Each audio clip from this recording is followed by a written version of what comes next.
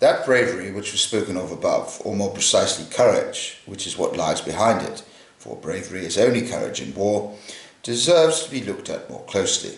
The ancients included courage among the virtues, cowardice among the vices.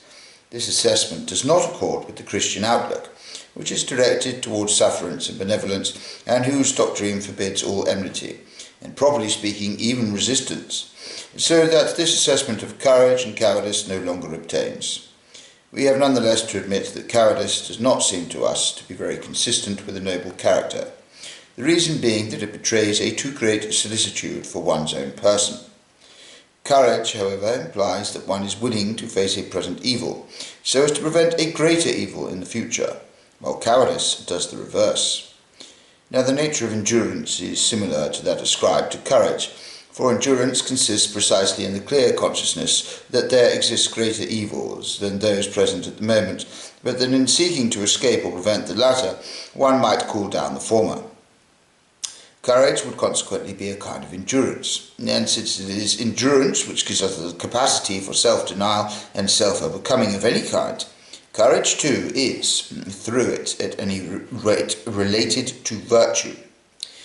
Yet the question can perhaps be considered from an even higher point of view. It might be possible to trace all fear of death back to a deficiency in that natural metaphysics, by virtue of which man bears within him the certainty that he exists just as much in everyone else, indeed in everything else, as he does in his own person, whose death cannot, therefore, be of very much concern to him. Possession of this certainty would, on the other hand, be the origin of heroic courage, which would consequently have the same origin as the virtues of justice and philanthropy.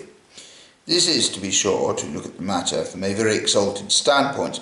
On the other hand, it is not otherwise easy to explain why cowardice should be considered contemptible, impersonal courage noble and sublime, since from any lower standpoint there seems to be no reason why a finite individual, which is to itself all in all, is indeed itself the fundamental condition for the existence of the rest of the world, should not place the preservation of this self before all else.